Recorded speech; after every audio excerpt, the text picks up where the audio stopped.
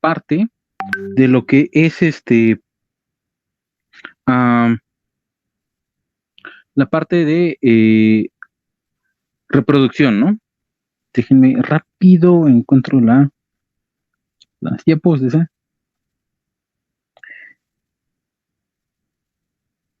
Ujú.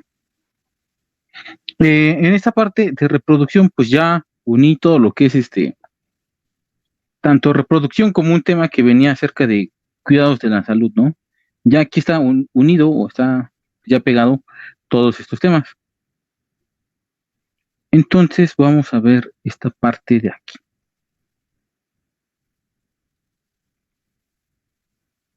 Sí.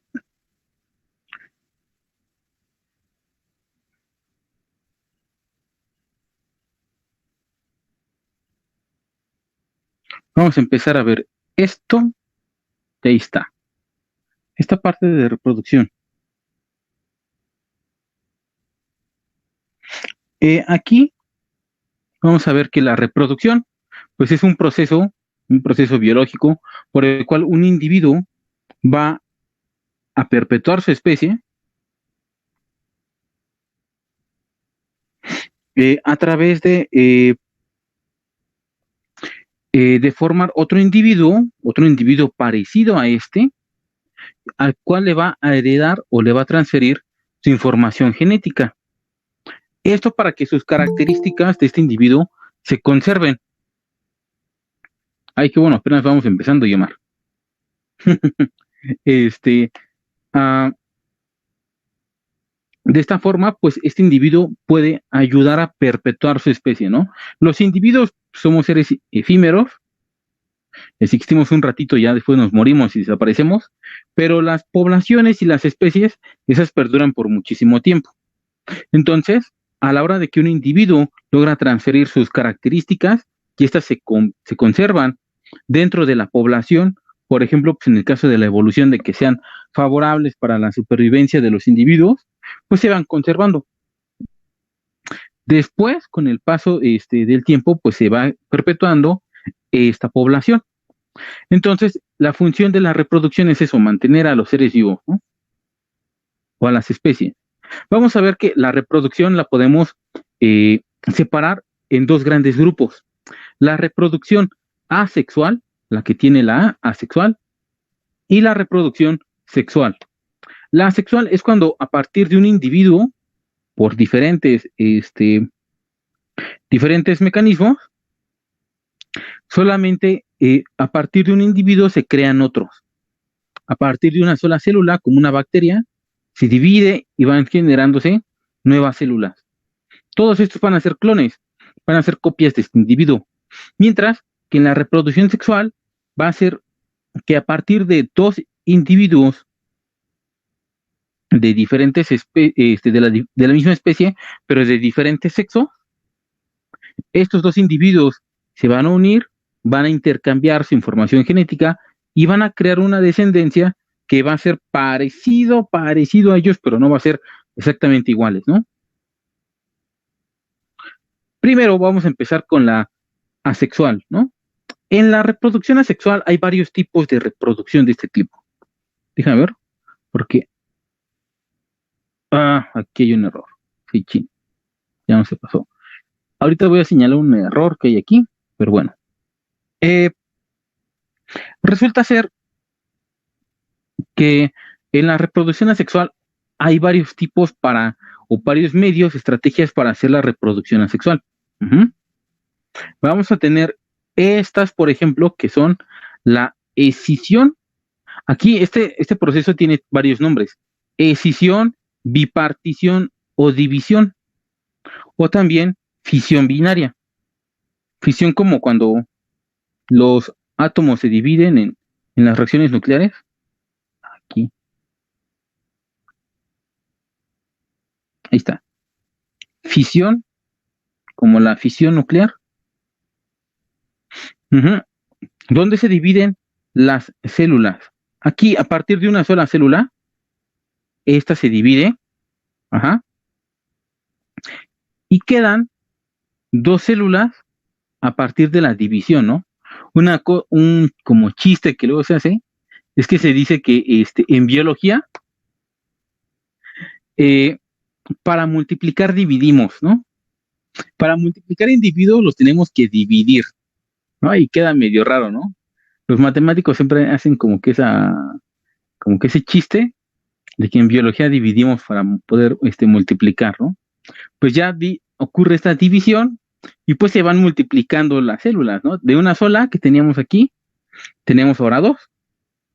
Y así pueden ir formándose a partir de estas dos otras, otras dos, o sea, cuatro, después 8, después 16, 32, y van creciendo, ¿no?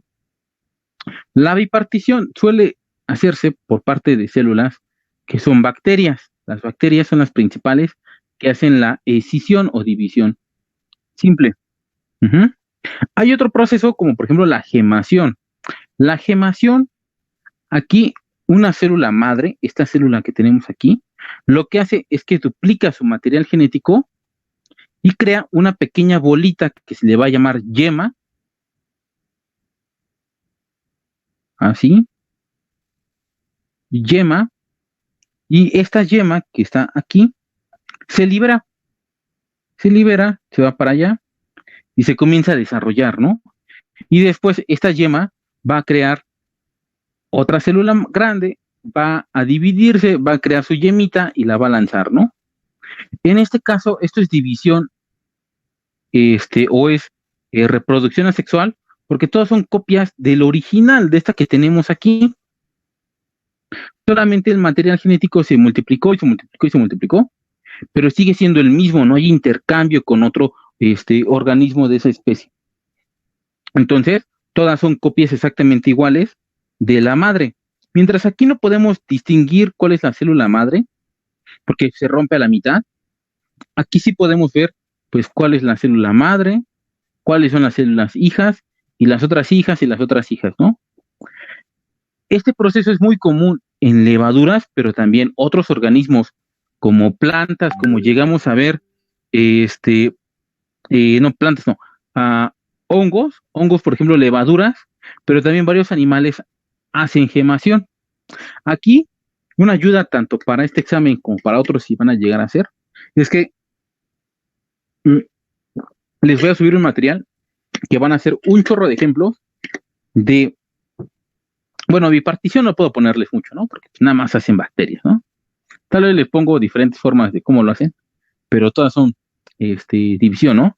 En el caso de la gemación y en el caso de la espurulación y en los siguientes casos de los que vamos a ver, son muchos los organismos que recurren a esas estrategias. Y a veces, por ejemplo, no sé si ustedes lo vayan a hacer, pero por ejemplo, los otros chicos que van que van a hacer también examen para el poli, para la UNAM y todo esto, en el examen del poli, por ejemplo, luego se les aloca el rollo allá los del poli y ponen ejemplos, pero unos ejemplos bien fumadísimos. O sea, como que te piden ejemplos de gemación, pero te pueden poner, no sé, una levadura, pero una levadura así bien exótica, o te pueden poner un animal como una hidra o como algún tipo de otro animal o cosas así. Y pues la verdad, uno que es biólogo se sabe todos los animales en todos los reinos vivos que hacen gemación, o sea, pues también no hay que pasarse, ¿no? Pero sí les voy a juntar ejemplos de gemaciones de animales, de plantas y demás, o levaduras que hagan gemación y se los voy a poner, ¿no? Como un anexo para que vean, porque luego llegan a preguntar eso. El otro día una chica me pasó en la guía del poli y sí venía un ejemplo así como de ah, ¿cuál es el tipo de reproducción que hacen las hidras, ¿no? Que hidras son un tipo de caballitos de mar. No, de caballitos de mar, no, de pólipos. De los que vimos, los nidarios, los que son también medusas. Un tipo particular de ellos hace reproducción, pero principalmente por gemación, ¿no? Y es así como de, ay, no manches, ¿cómo voy a saber todos los tipos de animales que hacen gemación? También, o sea, les voy a incluir varios tipos, varios ejemplos de todo, y cómo lo hacen para que tengan ese apoyo, porque pues, explicar en clase todos los tipos o todos los seres vivos que hacen gemación, o todos los que hacen esporulación, o todos los que hacen partenogénesis, está muy difícil, ¿no? Por eso mejor se lo fui a resumir en eso, ¿no? Ya pasando aquí hablando de la esporulación veíamos que es cuando una célula, aquí está la célula madre, lo que hace es que también se divide parecido en la gemación, solamente que aquí, en vez de dividirse una vez, lo va a hacer muchísimas veces. Todos estos puntitos que se ven ahí son núcleos de esta célula original. Va a recubrir esos núcleos con membrana aquí, y como veíamos, por ejemplo, tanto en hongos como también en plantas como los helechos que les mostré una imagen donde se les veían los famosos oros, que son estas bolitas cafés que tienen los helechos. Ahí están llenos estos de esporas, y lo que hacen es que se revienta y estos van saliendo. O sea, se da en protozoos, como dice aquí, protozoarios, pero también se da en hongos, también se da en plantas, se dan en muchos casos, ¿no? Entonces es difícil a saberse, aprenderse y todo eso, todos los organismos que hacen esto.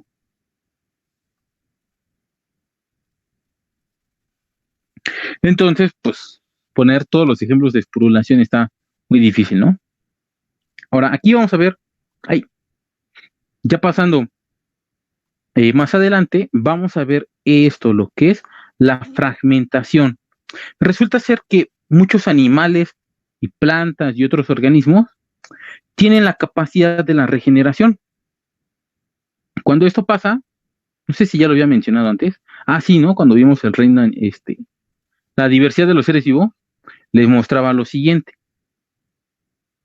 Aquí, los animales que hacen la regeneración, pues les puede pasar esto, ¿no? Como habíamos visto, se pueden fragmentar, se pueden romper, que porque un animal intentó comérselos o tuvieron algún accidente, les pierde la patita como esta estrella de mar, y a partir de esta va creciendo un nuevo organismo. Y el original, lo que va a suceder es que va a regenerar pues estas patas. Tú le podrías cortar a esta estrella de mar sus 5 patas y va a crecer 5 nuevos o cinco nuevas copias, y aparte al original pues le van a crecer otra vez las patas. Como hablábamos también, por ejemplo, de los ¿no? De los gusanos, de los platelmintos, de los anélidos y los nematodos, estos igual los puedes cortar, los platelmintos incluso los puedes filetear, y de estos se van a generar nuevos. Estos es gracias a que tienen células que son totipotentes, que son como células madres, que pueden generar cualquier tipo de tejido del cuerpo. Entonces, aunque pierdan un pedazo, se regenera, pues como se crea una copia a partir de uno, pues se considera que es una reproducción asexual. Uh-huh. Eso ocurre tanto en algunos protistas como en algunos animales, y se da mucho en plantas, porque las plantas, la mayoría de sus células son totipotenciales. Tú, a partir de una célula de una planta, por ejemplo, de las hojas, de la raíz, de lo que es un pétalo, por ejemplo, de alguna flor, estas tienen la capacidad de que pueden desdiferenciarse, volverse a ser células totipotenciales, y estas, como son ahora células otra vez totipotenciales, crear todos los tipos de tejidos que tiene una planta. Incluso las plantas, por ejemplo, las utilizan mucho este proceso de fragmentación, por ejemplo, en plantas como los agaves, porque la reproducción de los agaves tarda un montón, tarda 25 años más o menos, creo, en ya madurar, en que les crezcan su, su inflorescencia, donde van a tener sus florecitas y donde van a llegar los polinizadores, ¿no? Y una vez que pasa eso, todo el agave se pudre, se deshace, se muere esa inflorescencia y se muere el agave. Y como por ejemplo, los tequileros o mezcal y los que hacen aguamiel y todo eso, necesitan al agave, pero antes de que haga eso. Entonces, si se esperaran a la polinización, pues se les van a morir los agaves y van a tener que esperar un montón de tiempo, ¿no? Entonces, lo que hacen ellos es que toman pedacitos de los agaves los cultivan y hacen reproducción sexual. Eso es bueno para el negocio, ¿no? Para ellos, pero el problema es que eso no ayuda a la diversidad, porque como todos son copias, pues van teniendo cultivos grandísimos de copias. No permiten que haya reproducción sexual y a veces pues, se hacen vulnerables a cuando llegan, por ejemplo, plagas o llegan virus o cosas así y se echan a todo un cultivo de agaves, ¿no? Vamos a tener ventajas y desventajas. Aquí, bueno, antes de pasar esto, aquí hubo un error al poner esto. Algunas de estas estrategias en la sexual, como por ejemplo la autofecundación y la partenogénesis, sí y no son parte de la reproducción sexual. Se consideran más asexuales. Estas deberían de estar acá. Y aunque ya había hecho la presentación así, hay una versión en donde, que es esta, donde no estaba corregido eso. Pero creo que no la hice, pero no la descargué, o algo así, no sé qué pasó. Y ahorita, pues, este, quedó así, ¿no? Sigue estando mal, ¿no? Entonces ahorita los voy a explicar, pero esta, la autofecundación y la partenogénesis, tienen que estar de este lado. Ujú. Ahorita vamos a ver esas, y mientras pues, vamos a ver las ventajas y desventajas, ¿no? Porque todo tiene su lado bueno y todo tiene su lado malo, ¿no? Vamos a ver que en la reproducción asexual, las ventajas son que a partir de un individuo, que tenemos aquí, un individuo, no necesita a nadie más y se puede reproducir él solito, ¿no? Estos van a producir muchos individuos idénticos a él y su herencia se conserva o conservan sus características y no se pierden tan fácil. Esa es una ventaja. O sea, tú solito no necesitas a nadie más en este mundo, te pones, no sé, en actitud luchona o algo así, ¿no? Y agarras y tú solito pues puedes reproducirte y crear un montón de copias de ti, ¿no? Como son copias, todas tus características se van a conservar y no se van a perder. Pero la desventaja es que como todos son copias de ti mismo, casi no hay variación o intercambio de información genética, no hay variabilidad. Evolucionan más lentamente. La selección natural va a actuar más fuerte porque no vas a tener la posibilidad de generar adaptaciones y vas a estar más vulnerable a ciertos procesos de selección natural, te va a pegar más fuerte y muchas veces, aunque producen muchos descendientes, pocos son los que llegan a la etapa reproductora. O sea, muy pocos se van a lograr reproducir y que tengan descendencia, ¿no?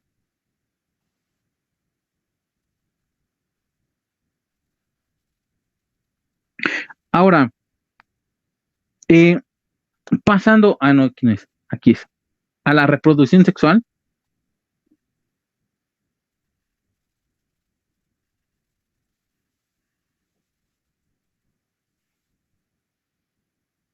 vamos a ver que en esta, en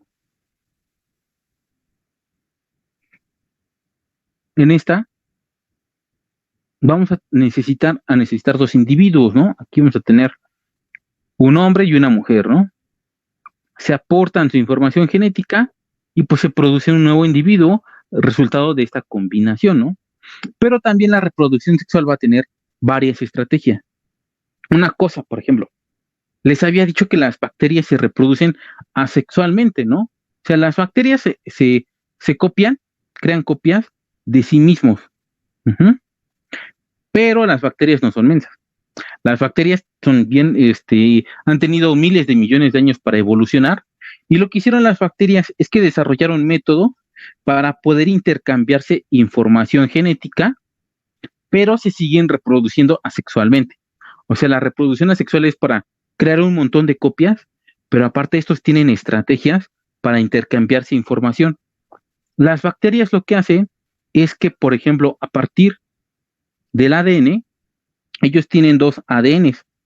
El suyo propio, el que les da identidad a esta especie de bacterias, o como dicen en algunos lugares, el núcleo de identidad bacteriana, que es aquí están los genes que determinan una cierta especie de bacteria. Pero aparte, ellos tienen otro material genético que se le llama accesorio, que estos pueden agarrar y pueden intercambiarlo, pueden incorporarlo o pueden aventarlo por allá afuera. Por ejemplo, ahorita en la super controversia que hay en la genética del famoso método del CRISPR-Cas, ese se lo copiaron a las bacterias porque las bacterias pueden agarrar, abrir su material genético y pegarse nuevo material, y si ya no lo necesitan, pueden cortarlo, pueden editarlo y aventarlo para afuera, ¿no? Deshacérselo o copiarlo para transmitírselo a otra bacteria. Eso pues, generaba un montón así de controversia en los seres humanos, porque pues habría la posibilidad a la edición genética, ¿no? A que ya hagamos gente de diseño, de que digamos, no, quiero que se le corte el gen del color de los ojos y póngale genes o alelos de color azul, ¿no? Cosas así. Todo el mundo se espantó, pero pues también es la posibilidad de eliminar muchas enfermedades, como por ejemplo, o cosas como el síndrome de Down o como otras alteraciones, se podrían arreglar con eso, ¿no? Eso se lo copiamos a las bacterias porque las bacterias hacen esto. Tienen este plásmido, así se llama, es información que se intercambia. El plásmido, o se lo puede pasar a través de el pili o pilo sexual, así se llame, o pelo sexual. Lo hacen de dos formas. Se inyectan el de se pican una bacteria a otra, y por como tubito, por ahí pasa el plásmido, o lo utilizan como puente, se pegan, se van uniendo y se intercambian la información genética. O sea, se pegan entre ellas y lo que hacen es que se abren las membranas y se intercambian la información. Esto yo les digo, es como parecido a como hace un montón de años nos pasábamos información con los celulares utilizando el infrarrojo, ¿no? Antes del Bluetooth y de utilizar también el Wi-Fi y todo eso. No sé si les haya tocado a ustedes, ¿no? A mí sí, porque yo estoy más viejo. Nos tocó el infrarrojo y lo que hacíamos era que dice Guiomar que todavía sí. Nos tomábamos el celular, lo pegábamos con el otro puerto infrarrojo y nos pasábamos la información, ¿no? Que una canción, que una imagen, que un video. Y era horrible porque tardabas un montón, ¿no? Una canción de 3 megas, te tardabas por una eternidad en poder pasar esa cosa. Era súper lentísimo, era súper horrendo, ¿no? Pero pues en ese tiempo no había de otra, ¿no? Y así como nos intercambiábamos la información, las canciones y eso, a través de los puertos, dice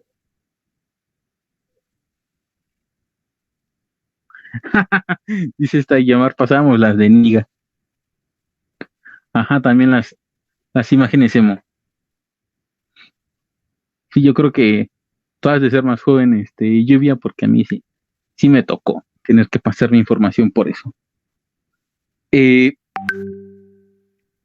Todavía me tocó.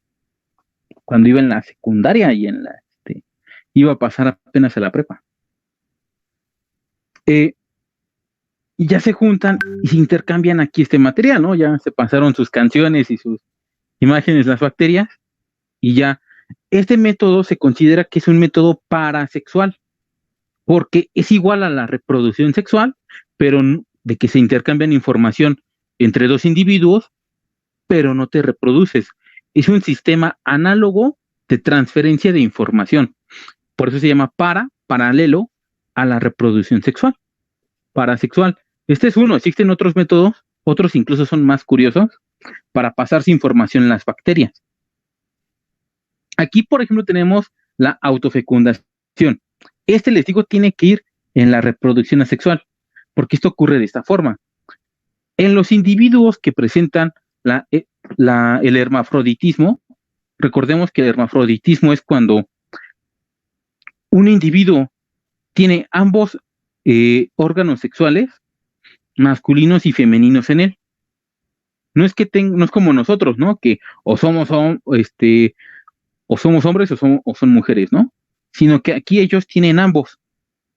Ellos claramente pueden hacer reproducción sexual. Cuando se encuentran uno con otro, hacen la reproducción sexual. Pero cuando están en tiempos en los cuales no hay una pareja, no hay alguien más eh, con quien reproducirse, pues lo que recurre es que pues se autofecunda, ¿no? Agarra, como en el caso de algunos gusanos, se pliegan sobre sí mismos y juntan sus órganos masculinos con el femenino y ahí sí se autohacen el delicioso, ¿no? O sea, ahí sí, a fuerzas, ¿no? Entre a sí mismos se lo hacen, ¿no? Se autohacen el delicioso y se autofecunda. Ahí no participa ni ¿cómo se dice? Ni un macho ni una hembra, sino que ahí ellos solitos lo hacen, ¿no? En el caso, por ejemplo, del ser humano, eso no puede ocurrir porque en el caso del ser humano no puede existir el hermafroditismo. Pueden haber problemas en los que no se desarrollen bien los órganos sexuales masculinos o femeninos por alguna mutación, pero no se forman ambos porque el mismo órgano, por ejemplo, en el caso de las mujeres, el clítoris, ese mismo órgano, en el caso de los hombres, se va a convertir en lo que es el pene, ¿no? Y lo que es, por ejemplo, la vagina, se cierra, de ahí es donde se forman el escroto para el caso de los hombres. El mismo órgano que se desarrolla para las mujeres, se desarrolla para los hombres. No están los dos órganos separados, sino que es el mismo. Dependiendo de la presencia de la testosterona, se desarrolla de una u otra forma. Entonces, no es posible en este mundo que haya un ser humano hermafrodita. En el caso de otros animales, como los caracoles, como los gusanos, como algunos de los que ya vimos, platelmintos, anélidos y demás, ellos sí son hermafroditas. Como les platicaba, ¿no? También el caso de los platelmintos, que ellos eran machos y hembras. Ellos cuando no hay ningún otro platelminto, pues, otro insecto, otro gusano, lo que ellos hacen es que pues se autofecundan también.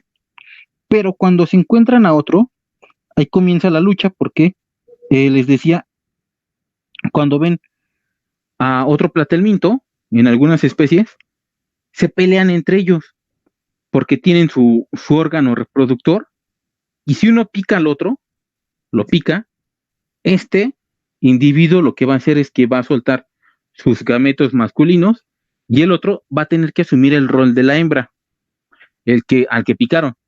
Ese se va a convertir en hembra y el otro pues sigue feliz y se va, ¿no? Y pues como es hembra, ahora tiene que dedicarse a gastar recursos en tener a las crías y demás, y el otro pues ya nada más depositó su esperma y se fue corriendo, ¿no? Como los padres que dejan a las muchachas, ¿no? Casi casi de la misma forma, pues así también pasa en la naturaleza.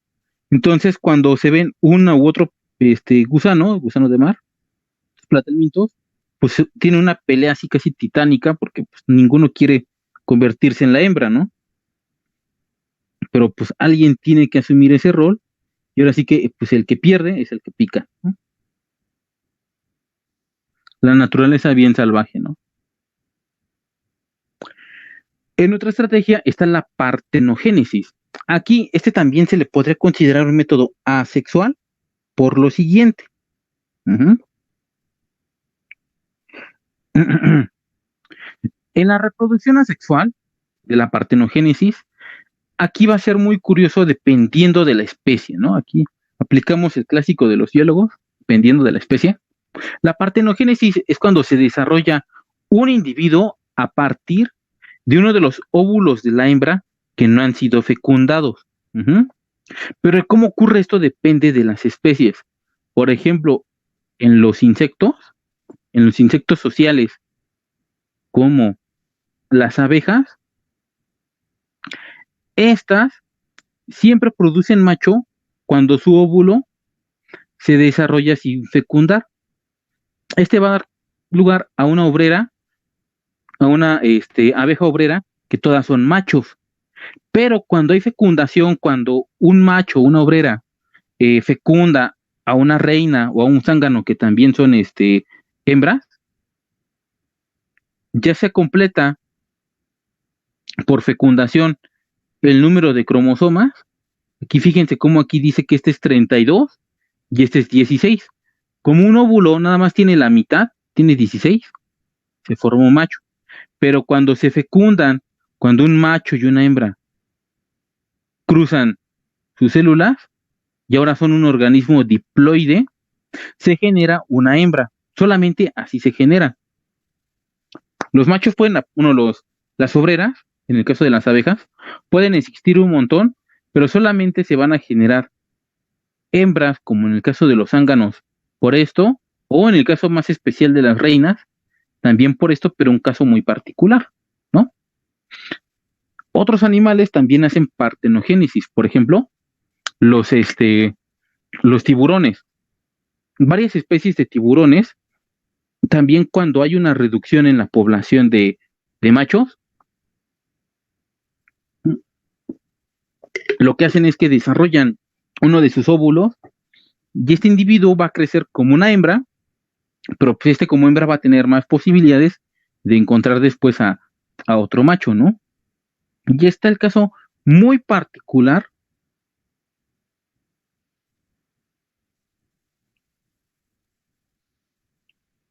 Ahí está. Ah, en el caso muy particular de unos reptiles, que yo siempre digo que son como lagartijas,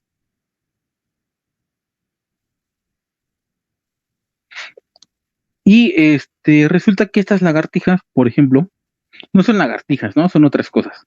Pero ahorita no me acuerdo de su nombre. Estoy rápido tratando de buscarlo, porque son súper típicos estas cosas.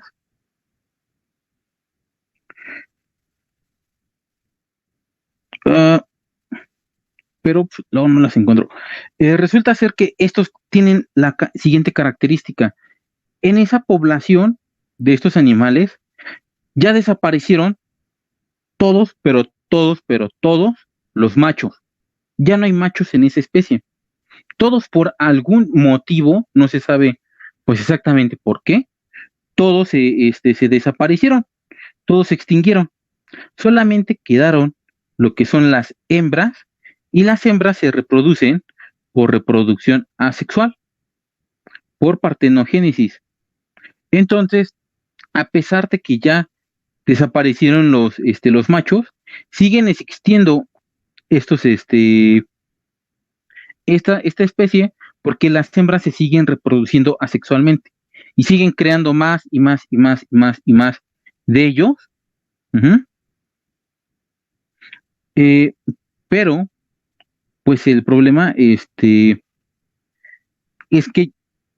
ya no va a haber variabilidad, porque todas son copias de las hembras que existían antes. Entonces, como ya no va a haber variabilidad, todas las lagartijas son exactamente iguales a sus madres. Entonces, va a llegar el momento, como estas lagartijas, estos animales que sigo buscando, rayos, viven en una isla, viven en un lugar muy aislado, no ha sido posible que se extingan. ¿Por qué? Pues porque como las condiciones de reproducción o las condiciones de la isla no han variado, no se han visto sometidos a alguna presión por selección natural, como que llegue un nuevo depredador o llegue alguna enfermedad en forma de un hongo o de una bacteria o de un virus, pues no les ha afectado. Entonces se siguen reproduciendo de esta forma. Pero como no hay variabilidad, si llegara a aparecer, por ejemplo, una enfermedad como una bacteria o un virus, principalmente un virus, ahorita aprovechando que está de moda los virus, pues va a pasar que como el sistema inmune se hereda también, ustedes tienen el sistema inmune de sus padres, todas las copias van a tener el mismo sistema inmune. Si llega una enfermedad un virus bastante peligroso e infecta a uno de esos reptiles y logra enfermarlo, o sea, logra afectarlo, pues ya valió toda la población, porque como todas son copias, todos tienen el mismo, el mismo material genético, tienen los mismos mecanismos de defensa. Entonces, si ya afectó a uno, puede, puede afectar a todos, porque sería afectar igual al mismo individuo, y ya esa especie se acabaría. Como eso todavía no ha pasado, pues todavía no se muere, ¿no? Siguen por ahí. Estos individuos. Solamente es cosa como de tiempo a que lleguen estos, como se dice, al final de su historia evolutiva, ¿no? Pero es una buena estrategia para cuando no hay suficientes individuos o machos en una población, pero cuando ah, no, esto no son, cuando pues se enfrentan a situaciones en las que ya todos los machos se extinguieron, pues solamente es cosa de jugarle ahí a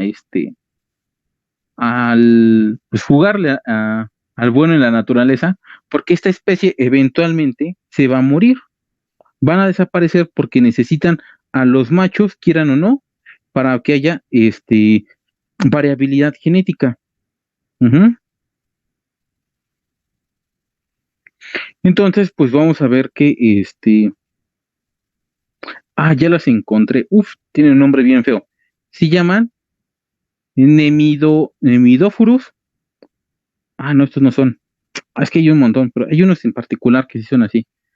Bueno, y ahora este sí es claro de la reproducción sexual, ¿no? Este de aquí. Este ejemplo se los voy a buscar y se los voy a poner, ¿eh? El de las lagartijas. La fecundación, pues cuando tenemos el espermatozoide, entra en el óvulo y se crea un individuo, ¿no? A partir de ambas informaciones genéticas, ¿no? Este sí es sexual, evidentemente sexual. Aquí, pues la reproducción sexual, como todo, tiene sus ventajas y sus desventajas, ¿no?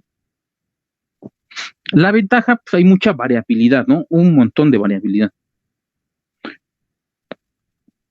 Vamos a hacer seres bien variables, van a haber muchas combinaciones de alelos como los que vimos en genética, y en el caso de estas especies con reproducción sexual, cuando hay cuidado parental, o sea, cuando no abandonan a sus hijos, va a haber una mayor probabilidad de que la descendencia sobreviva y se reproduzca. Ujú. Como en el caso, por ejemplo, de los primates, en general los primates tienen la tendencia de tener un cuidado parental. Así como hay un macho que es el alfa que cuida a toda la manada, a toda la comunidad, también las madres cuidan mucho a sus hijos. De ahí los tienen y los cuidan y los tienen cargando encima de ellos, no recuerdo cuántos años. Y aunque nada más lleguen a tener uno o dos hijos en toda su vida, hay más probabilidad de que estos lleguen a adultos y se reproduzcan. En cambio, por ejemplo, las tortugas de mar, este, pues en algún lugar del mar se encuentra el macho y la hembra, el macho se va por allá, la hembra llega a la playa, deja sus huevecillos, que deja muchos de ellos, y se va al mar, ¿no? Ya después se eclosionan los huevos, y aunque son un montón, estos, como no hay cuidado parental, pues no llegan al mar, se pierden, se los comen otros animales, se los comen el animal humano, y los que llegan realmente al mar van a ser bien poquitos. Y aún así de esos bien poquitos, son muchos menos los que van a llegar a ser adultos. A lo mejor y de una puesta de huevos que tuvo una tortuga, a lo mejor ninguno va a llegar a ser adulto, ¿no? Es bien triste, bien feo, pero pues esa es la realidad, ¿no? La desventaja de esto, pues que se necesita invertir mucho tiempo, mucha energía para poder, primero, conseguir la pareja y después para poder aparearse, ¿no?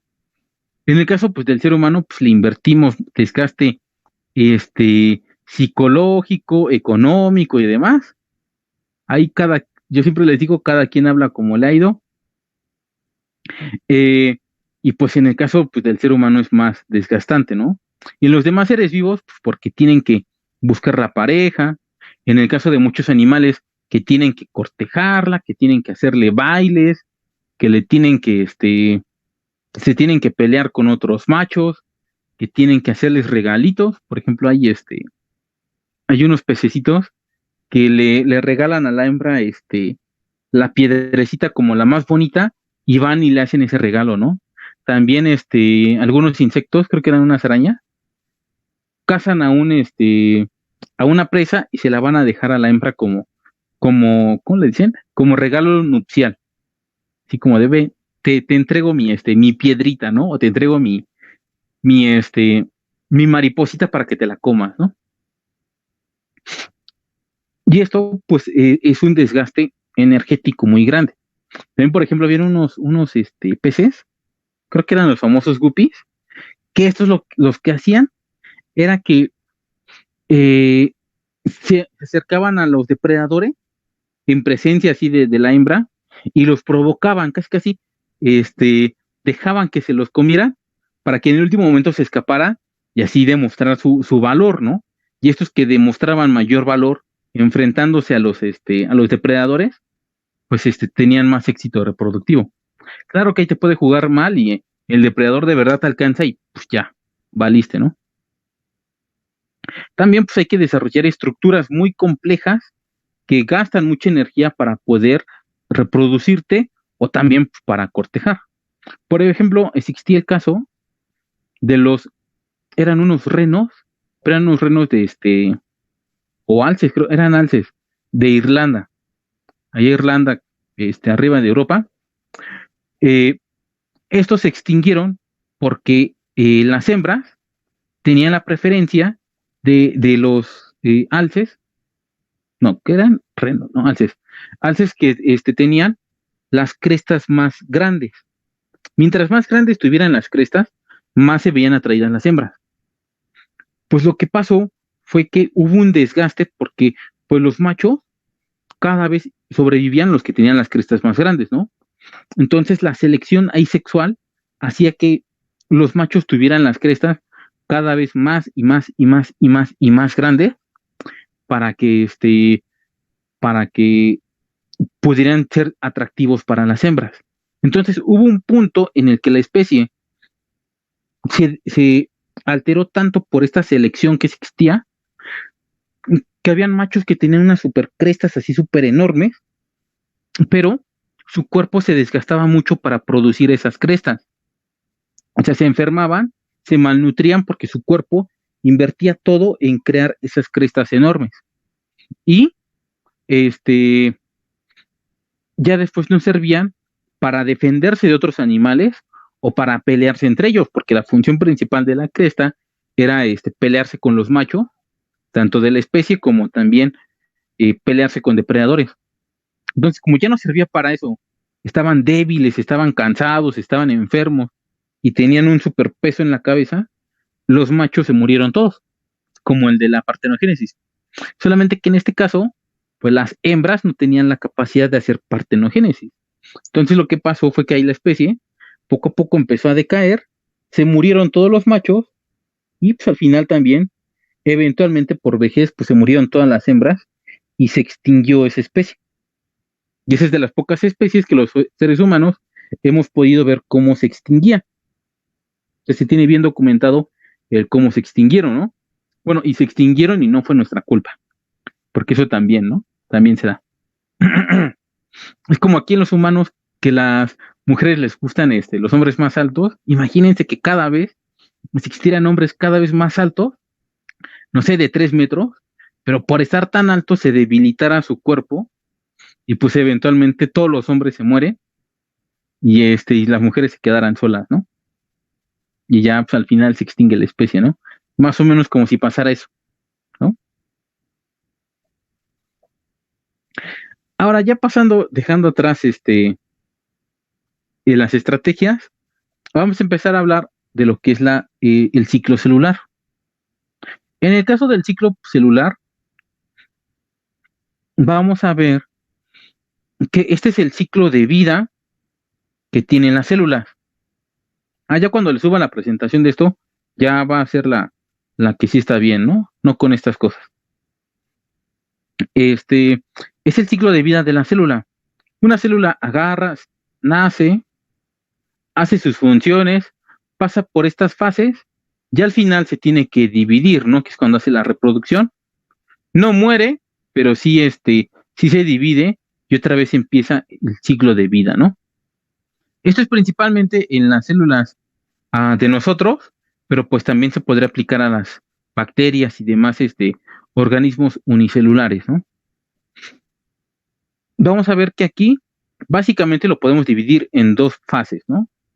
Interfase, que es todo esto de aquí, y la fase M o fase de división celular o de la mitosis o meiosis, ¿no? Básicamente la interfase es lo que abarca el 90% de la vida de una célula. Estas fases se les conocen como la fase G1, S y G2. La fase G1 es fase de crecimiento, crown en inglés, y aquí es donde la célula, aparte de cumplir sus funciones de célula, o sea, si son del páncreas que segreguen insulina u otras cosas, si son del hígado, filtrar la sangre y las toxinas que tiene, o si son de nuestros pulmones, intercambiar los gases, aquí van a hacer sus procesos de célula y también van a crecer. Necesitan sintetizar muchas proteínas y muchas sustancias, tener muchas reservas, porque en la siguiente fase, que es la S, esta de aquí, se da síntesis de ADN. Aquí la célula lo que tiene que hacer es que tiene que duplicar el material genético. ¿Para qué? Pues porque a la hora de dividirse, una célula se queda con una copia del material genético y otra se queda con la otra copia.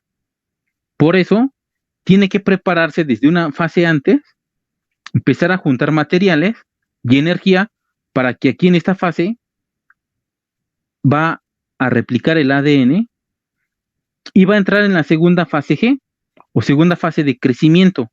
Uh-huh. Aquí tiene que otra vez obtener recursos, sintetizar proteínas. Aquí sigue haciendo sus cosas de célula, ¿no? Todavía sigue haciendo eso. Y se tiene que preparar para la última fase, que es la fase de la división celular. Uh-huh.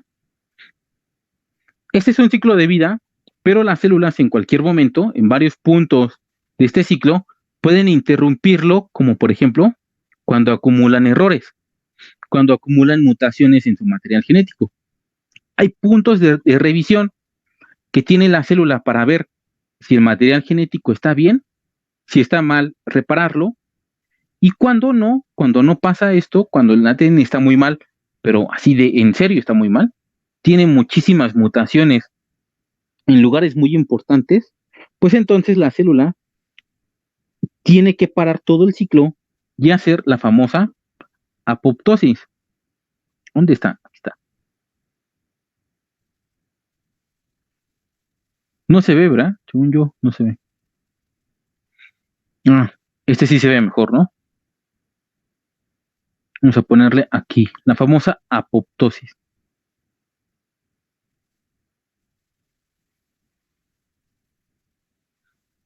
Este es el harakiri de las células, o sea que cometen suicidio en propósito de evitar que se multiplique estos errores que la célula ya fue acumulando a lo largo de su ciclo de vida. El ciclo de vida pues, también de cada célula pues varía, ¿no? Cada semana nosotros los seres humanos renovamos toda nuestra piel, todas las células de nuestra piel, o sea, desde su cabeza hasta sus pies, se reemplaza. Y cada semana, porque aproximadamente el proceso dura una semana, podríamos decir que cada semana ustedes tienen una piel nueva. Pero células como por ejemplo de nuestro hígado tardan 7 años en renovarse todos. O sea, tienen un ciclo de vida un poco más largo. Entonces, esas Estas células pues, pueden acumular también más mutaciones. También las de nuestros pulmones y demás también se reemplazan. Y células como las de nuestros músculos o las neuronas tienen un tiempo de reemplazo todavía más largo, porque las neuronas sí aparecen nuevas, pero tarda más tiempo en aparecer, ¿no? En recambiarse. Ahora, eh, si ya pasó la célula por todos los chequeos, ya se dio cuenta que no hubo errores, o a lo mejor sí los hubo y no los detectó, ya si la célula cree que todo está bien, va a empezar el proceso de la fase M. Aquí es cuando pasamos a, aquí no, a la mitosis. Estas son las fases de la mitosis. Aquí la interfase es lo que ya habíamos visto, ¿no? Esto de acá. Ujú. Todo esto de acá es la interfase, es esto que tenemos aquí. Durante ese periodo, esto que estamos viendo aquí es el núcleo de la célula, es el ADN. Durante el periodo de la interfase, se dice que está relajado, está descondensado. Durante este periodo, a esto se le va a llamar la cromatina. No, aquí ya no se ve. Ahí está, ¿no? Esto es la cromatina.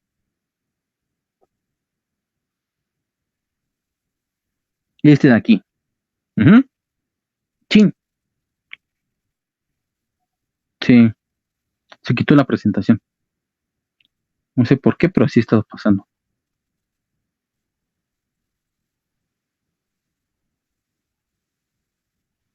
Ahí está. Entonces, esta era la cromatina, esta de acá arriba, cromatina, ujú, y está relajado. Así imagínense que es un espagueti gigante, pero es un espagueti gigante de un solo fideo, ¿no? Un fideo tan grande que se da vueltas sobre sí mismo, pero sigue siendo solamente un solo fideo. Cuando ocurre la replicación del ADN, pues agarra y se copia, y ahora ustedes tienen un espagueti gigante de dos fideos. Cuando comienza lo que es la mitosis, lo que va a pasar es lo siguiente.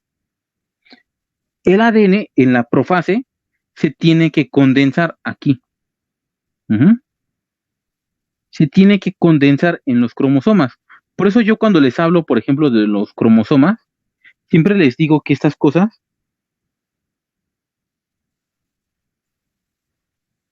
es como si fuera un hilo, aquí un hilo acá, que se ultra compacta, ¿sí? Se compacta y esto forma al dichoso cromosoma, ¿no? Que siempre nos los ponen como con forma de tachecito. Este es un cromosoma, un montón de ADN que se ha plegado y se ha ultracompactado, porque el ADN mide como 1,5 metros si nosotros lo estiráramos, pero pues nuestra célula es una cosa tan pequeña que nosotros no vemos, ¿no? Entonces imagínense, aunque el ancho del ADN sea súper pequeñísimo, el largo es muy grande. Entonces imagínense compactar todo eso que les quede en, en el caso del ser humano, en 23 pedacitos, ¿no? Bueno, es en 42, no, 46 pedacitos, que son todos los cromosomas.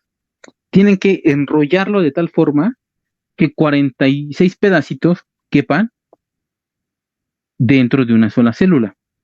Ujú. Pero no solamente eso, yo dije 46, ¿no? Cromosomas, 46. Pero como se dividió el ADN en dos, en realidad tienen que fabricar 92 pedacitos, uno de cada copia. Entonces, todo eso lo tienes que ultracompactar en estas cosas llamadas cromosomas, ¿no? Es una super compresión la que se tiene que hacer, ¿no? Durante el proceso de la profase, eso ocurre, se compacta el ADN y se forman los cromosomas. En la siguiente fase, la que tenemos al lado, que es la metafase, esta de acá, Ujú. ¿Qué va a pasar aquí? Pues que esos cromosomas que ya se formaron se van a alinear. Aquí se dice que esto es como si fuera un planeta, se alinean en el ecuador y en los polos se forman las estructuras que se van a llamar, que lo vimos en la célula, el uso acromático o también uso mitótico, porque solamente existe o solamente aparece durante la mitosis. En el demás tiempo de la célula, ese organelo, esa estructura, no aparece, no existe. Solamente se forma durante la mitosis y una vez que termina la mitosis se desaparece hasta que se vuelva a dividir otra vez la célula. Aquí, lo que va a hacer este uso, que es esta cosita de aquí, uh-huh, lo que hace es que lanza microtúbulos para atrapar como si enlazara a los cromosomas, los atrapa, pero los atrapa del cinetocoro, que es esta bolita blanca que tienen aquí en medio. De ahí los atrapa y es en la anafase, en la siguiente fase, que se van a empezar a jalar hacia el uso para que así se separen. Así, todos los cromosomas de esta célula, unos se fueron hacia un lado y otros se fueron hacia el otro lado, para separar bien el material genético. Después de esta parte, lo que vamos a ver es que eh, llega la telofase, que es cuando ya se separan ambos materiales genéticos. Ya este núcleo, porque este es el núcleo, este núcleo tiene una de las copias del ADN y este tiene el otro. Uh-huh. Hay un paso extra que no se suele mencionar, bueno, eso depende mucho como del autor, ¿no? Depende del libro que lo estén viendo, de la imagen que lo estén viendo, del autor que lo hizo. Hay un paso extra que, como ya no ocurre en el núcleo, sino que ocurre sobre toda la célula, algunos no lo incluyen en el ciclo celular. Ese paso se le llama la citocinesis.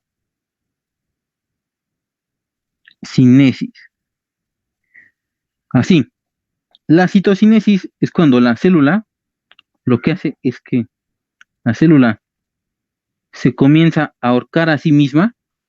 O sea, aquí tenemos la célula, ¿no? Con ambos núcleos. En el centro, en el ecuador de la célula, se comienza a plegar la membrana sobre sí misma.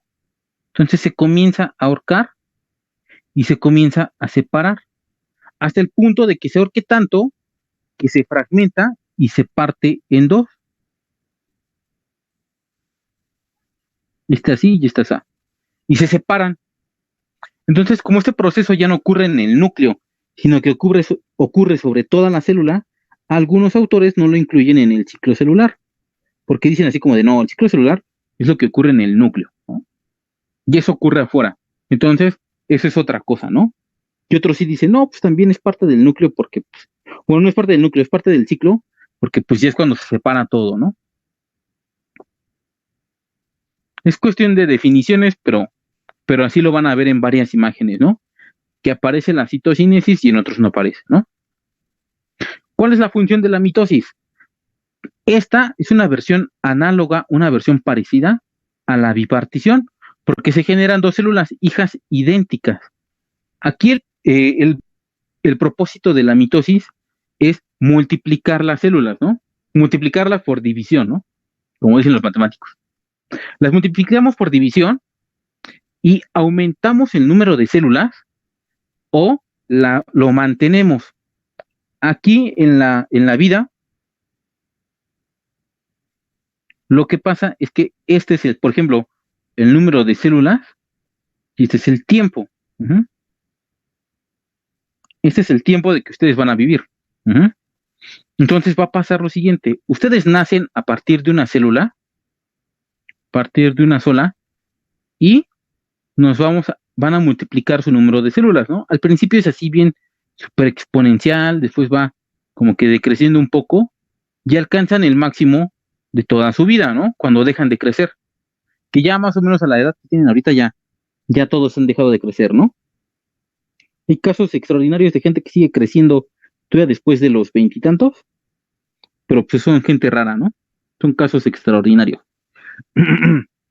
Cuando ustedes alcanzan este punto donde ya dejan de crecer, porque eran un cigoto, después se fueron creando, fueron multiplicándose, se convirtieron en un embrión, en un feto, nacieron, eran bebés, fueron creciendo, se convirtieron en niños, después crecieron, pasaron por la dolorosa pubertad y la dolorosa adolescencia, o todavía siguen en eso, y llegan a este punto, ¿no?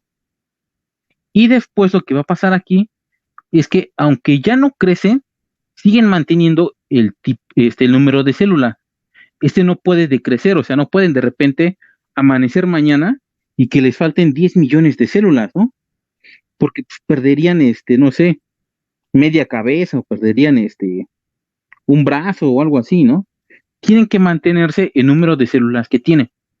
Van a existir todavía procesos más adelante, ¿no? Más adelante en la vida siguen habiendo procesos, ¿no? No es que cumplen 18 y ya se acaba el desarrollo, ¿no? Sino que van a empezar procesos todavía de maduración, procesos de ya después de envejecimiento, y ya cuando están envejeciendo, sí van bajando el número de replicaciones de la célula y pues va a llegar el punto en el que de acá, ¿no? Que es ya cuando pues nos morimos, ¿no?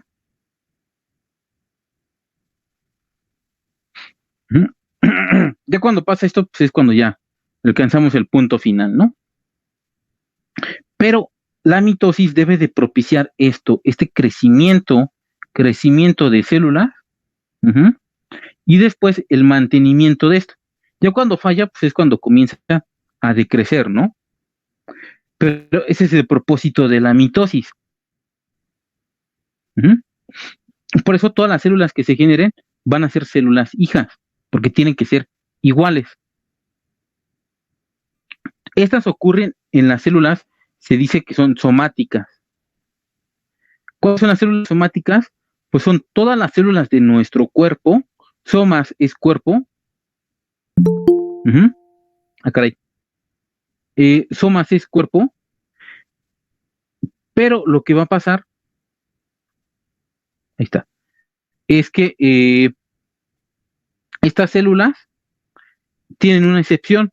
En los gametos es la única excepción donde no hacen división mitótica. Y hacen las meiosis, las dos meiosis. Y estas células de los gametos, pues van a ser los espermatozoides y van a ser los óvulos. Aquí vamos a pasar ahora sí lo que es la meiosis. La meiosis, como la conocemos, se lleva a cabo en dos ciclos, la meiosis 1 y la meiosis 2. Antes de pasar a la meiosis, ¿queda claro lo que es la mitosis? Lo que es la división celular.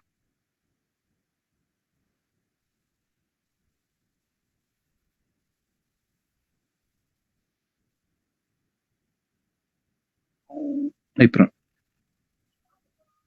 Sí, ¿Todo claro?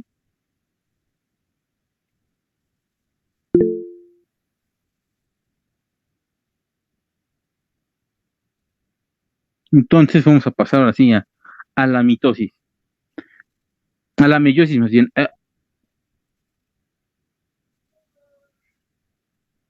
Vamos a ver en el caso de la meiosis que esta que tenemos aquí es muy parecida a lo que es la mitosis. Fíjense cómo aquí tenemos la mitosis, uh-huh, con sus fases y todo, y en la meiosis esta primera es exactamente idéntica. Se dice que la primera meiosis es exactamente igual a la mitosis. Uh-huh.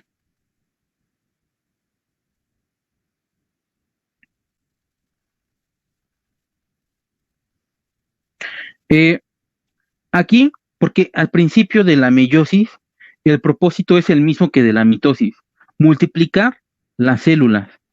Aquí tenemos una célula normal, uno de nuestros espermatozoides, uno de nuestros óvulos, y la primer meiosis es para multiplicar las células.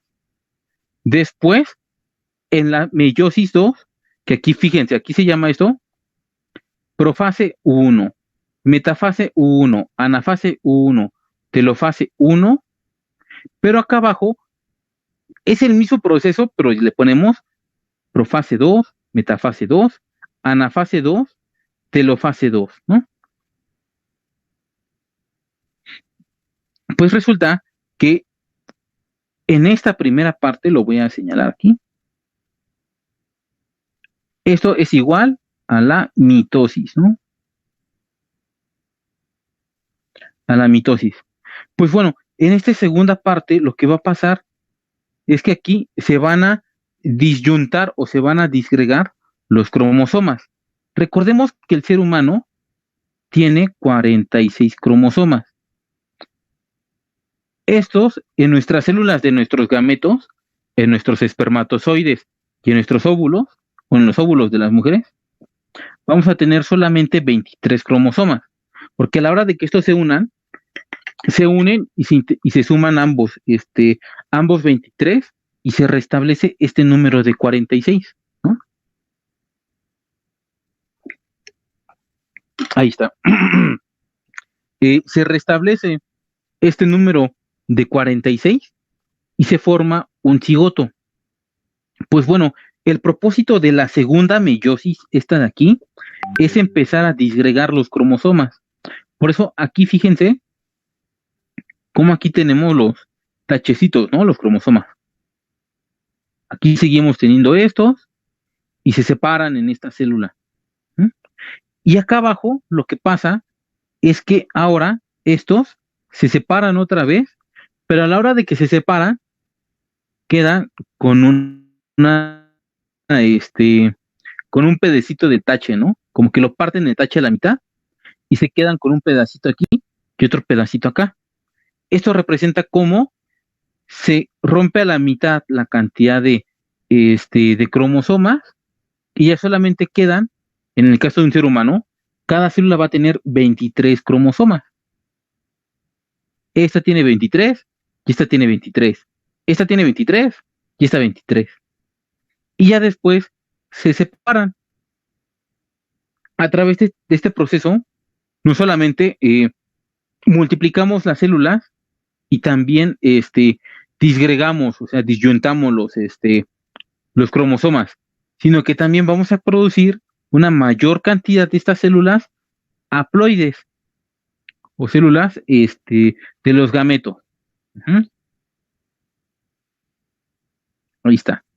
La meiosis es un proceso por el cual se dividen los gametos, se distribuyen los cromosomas. Durante la meiosis hay una serie de pasos intermedios que afortunadamente no se preguntan en el examen, pero sí se pregunta qué es lo que pasa aquí. Hay un proceso que se llama entrecruzamiento. En inglés, crossing over, en español le pusieron entrecruzamiento. La finalidad de este proceso que ahorita vamos a ver es aumentar todavía más la ya de por sí muy variable variabilidad, ¿no? Tenemos que ser harto variables. La meiosis ocurre únicamente en los espermatozoides, ¿no?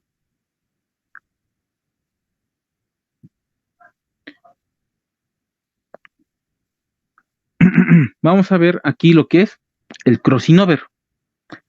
Antes de la meiosis, cuando nos encontramos por acá,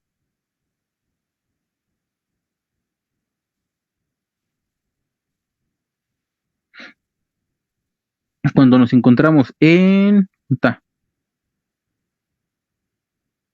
esto, cuando estamos así, lo que va a pasar es que aquí en la interfase, aquí se da el crossing over. Aquí en la interfase, antes de pasar a la profase 1, hay toda una serie de pasos que lo resumimos en esto.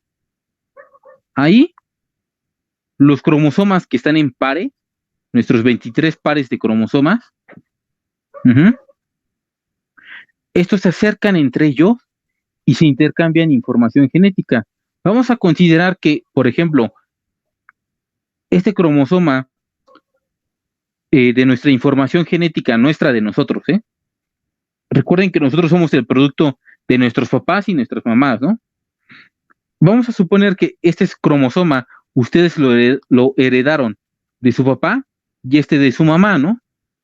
Pues cuando ocurre esto, se intercambian las patitas o regiones del ADN. Es muy específico dónde va a ocurrir esto. O sea, siempre se intercambian los mismos genes. No puedes intercambiarlo en una zona más arriba, una más arriba que otra. Siempre tienen que ser en la misma región. Por eso los cromosomas ya saben dónde intercambiarse.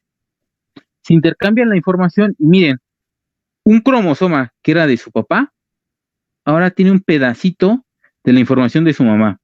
Y otro cromosoma que ustedes lo heredaron de su mamá, tiene un pedacito que heredaron de su papá.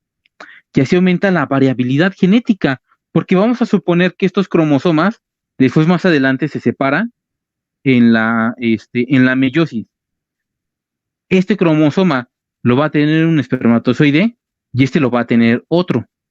Entonces, eso quiere decir que tú puedes heredar muchas características de tu papá, pero también vas a heredar características de tu mamá a tu descendencia, a tus hijos. Por eso, los hijos no somos exactamente iguales ni a nuestros papás ni a nuestras mamás. O sea, no somos iguales a uno o a otro, ¿no? Somos muy parecidos, les damos un aire, ¿no? Por así decirlo, porque pues somos hijos de ellos, pero no somos copias idénticas. También por eso nuestros hermanos, porque es diferente en dónde va a ocurrir este proceso, nuestros hermanos tampoco son una copia exacta y fiel de nosotros mismos.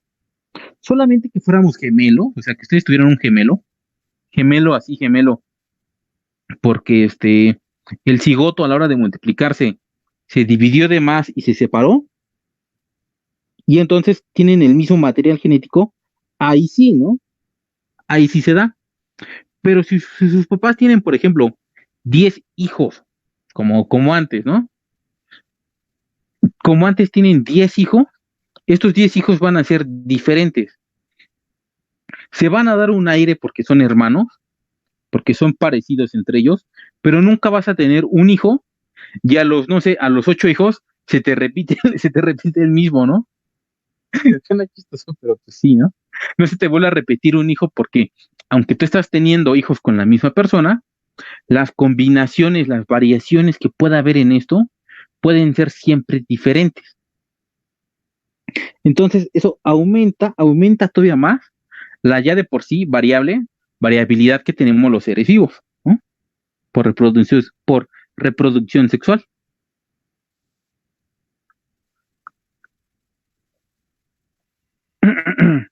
Ahora, se acordarán, por ejemplo, de genética, ¿no? Que hablábamos de cosas como la, el síndrome de Down y las enfermedades como de Klinefelter cuando tenían dos cromosomas X y uno Y, o la supermujer, ¿no? Que tiene tres cromosomas X, o el síndrome de Turner que tiene le falta una X en el último par, y pues afecta a las mujeres, ¿no? Siempre va a ser una mujer la que padezca el síndrome de Turner, ¿no?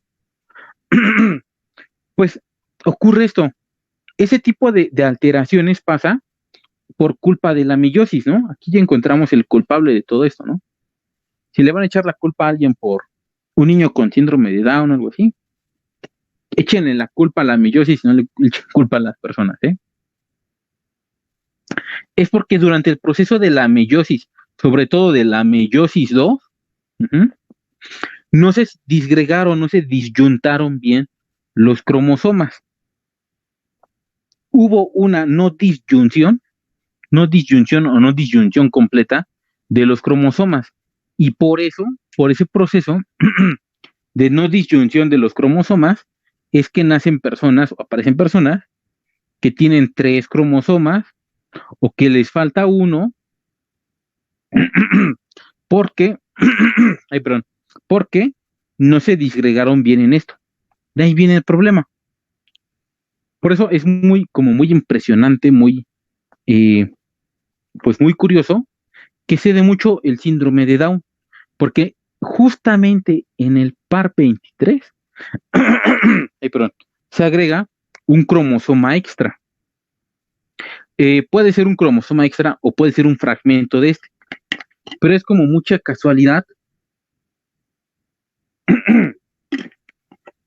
que de los 23 pares, justamente en el par 21 se da esa no disyunción.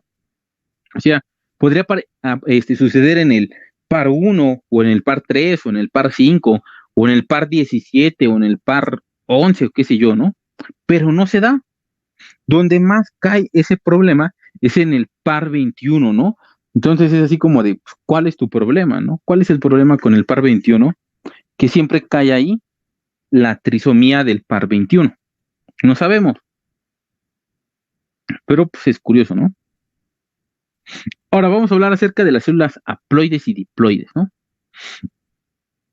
Las células haploides serían los gametos, serían los espermatozoides y los óvulos, porque del total, así como dice aquí, así como el ser humano, por ejemplo, que tenemos 46 cromosomas, este sería el número haploide, más bien diploide.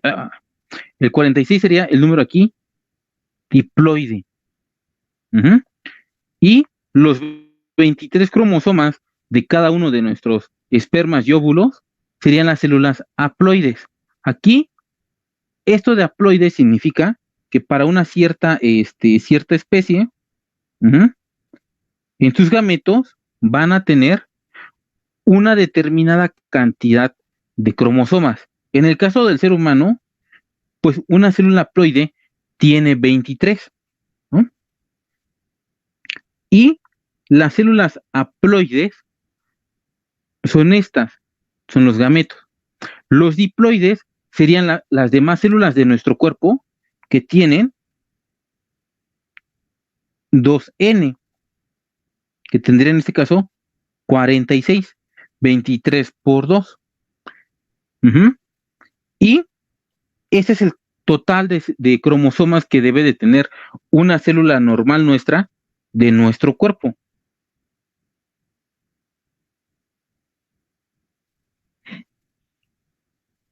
Aquí, pues, por ejemplo, en el caso del ser humano, nuestras células haploides tienen 23 cromosomas y las diploides tienen 46, ¿no? Van a haber muchísimas otras especies que van a tener números diferentes.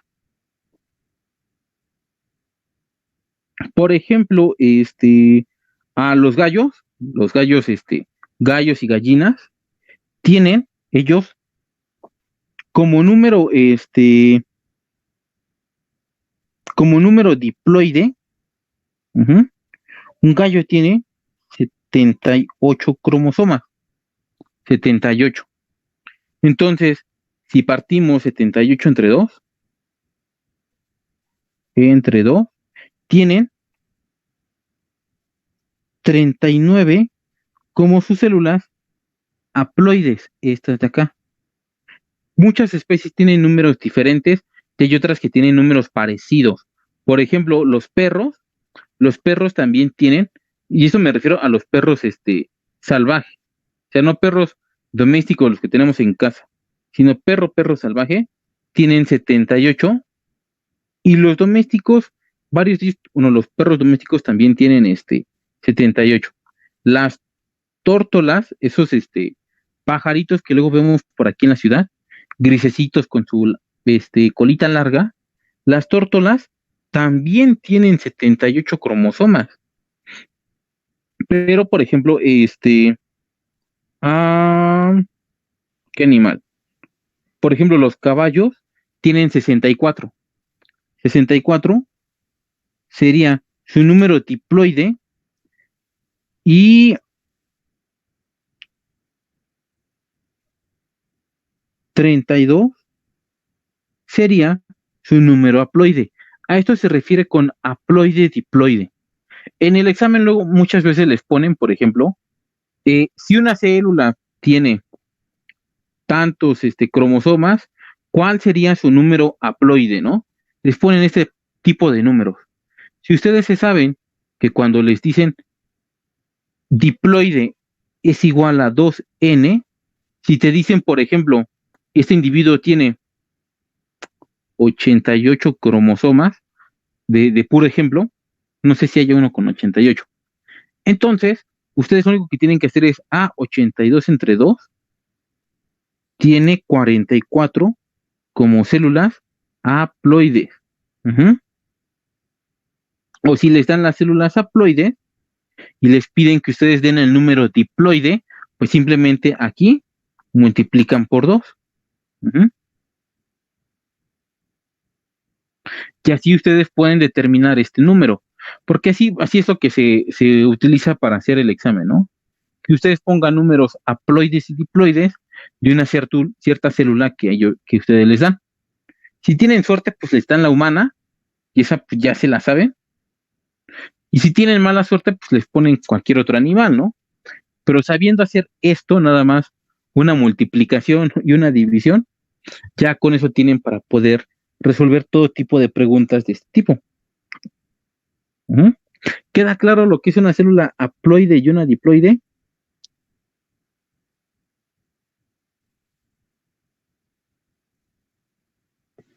Sí, Sí, todos los demás también. ¿Queda claro que es una célula haploide y una diploide? Sí, Ok. Entonces, vamos a pasar a lo siguiente. Ahí está. La meiosis también, como decía antes, es una representación, lo decía, ¿dónde decía? Acá. Ujú. La meiosis es una representación muy burda, vamos a borrar esto, una representación muy sencilla, muy esquemática de cómo se van desarrollando lo que son los gametos. Ujú. Esto es una representación en general, tanto para los espermatozoides como para los óvulos. Ujú. Pero ya así más en específico, más en específico, a ver, déjenme ver una cosa. Así que sí viene. Va a existir lo que se le llama la espermatogénesis y la ogénesis, con doble O, ogénesis, o también ovogénesis, que es el proceso de cómo se desarrollan lo que son los espermatozoides y lo que son los óvulos. Aquí tenemos ambos procesos.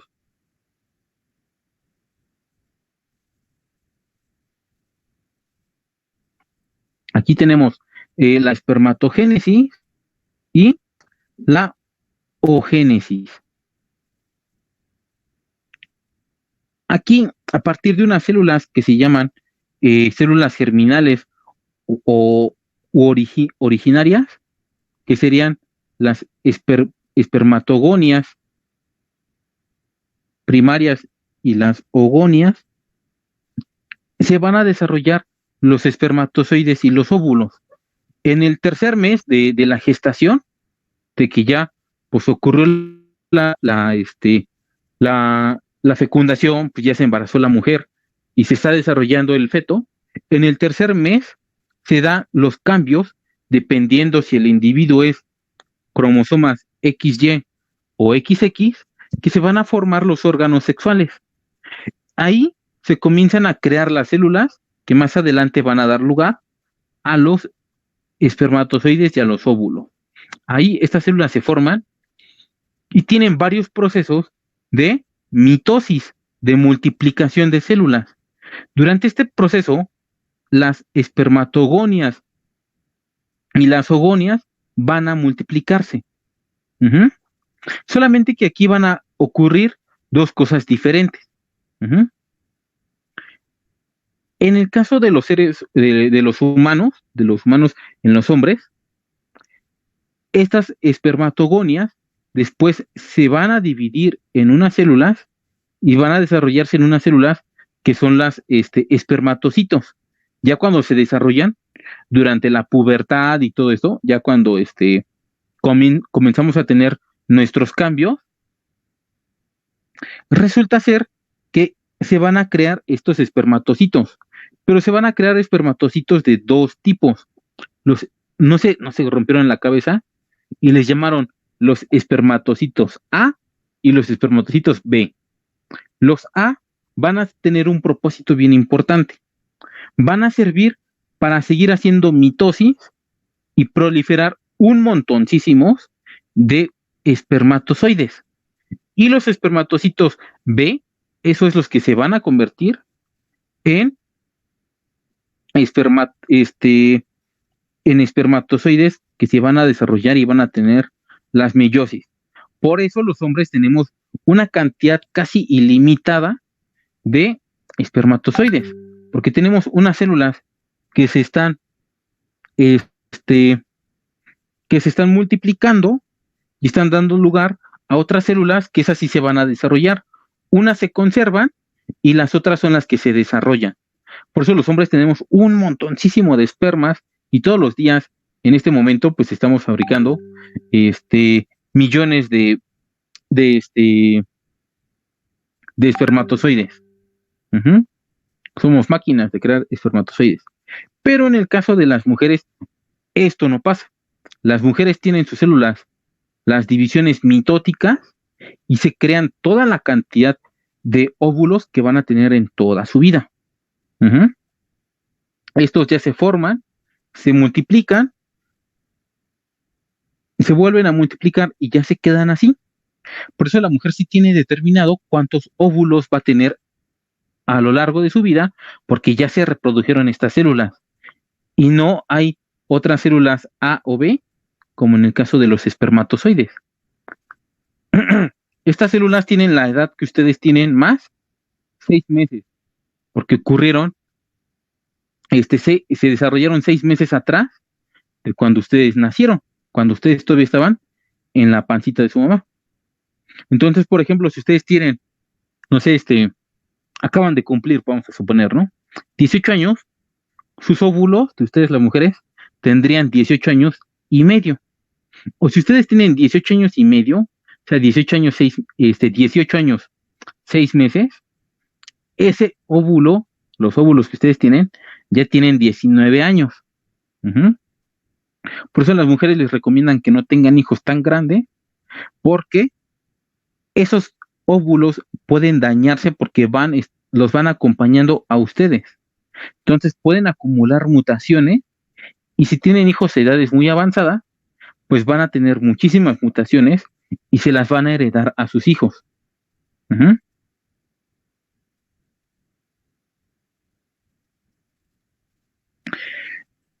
Que antes se decía que eran a los 35, ¿no? Hoy día hay personas o hay expertos que dicen que a los 30 y pues cada vez le van bajando más, ¿no? Le van bajando más a la edad, ¿no? Pero es también pues, por el ritmo de vida que tenemos, ¿no? Y eso no quiere decir que los hombres pues seamos inmunes, ¿no? Porque los hombres, aunque producimos un montón de espermatozoides, la calidad de estos ha ido bajando por la alimentación, por los refrescos, por tomar, si fuman, dependiendo de qué fumen, le afectan más a estos, entonces pues no nos salvamos, ¿no?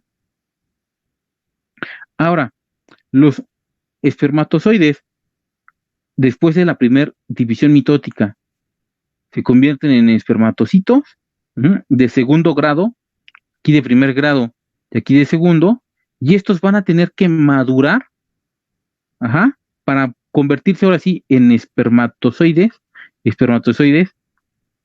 viables. Aquí todavía después se convierten en espermátidas, que las tenemos en los testículos y el epidimio y todo esto. Y ya después, cuando ya van a salir, ya sufrieron todos los procesos para poder convertirse en espermatozoides funcionales. Espermatozoides que sí sirven para algo, ¿no? Aquí estos todavía no tienen colita, todavía son células redonditas, ya después adquieren esta forma de como misiles con colita, ¿no?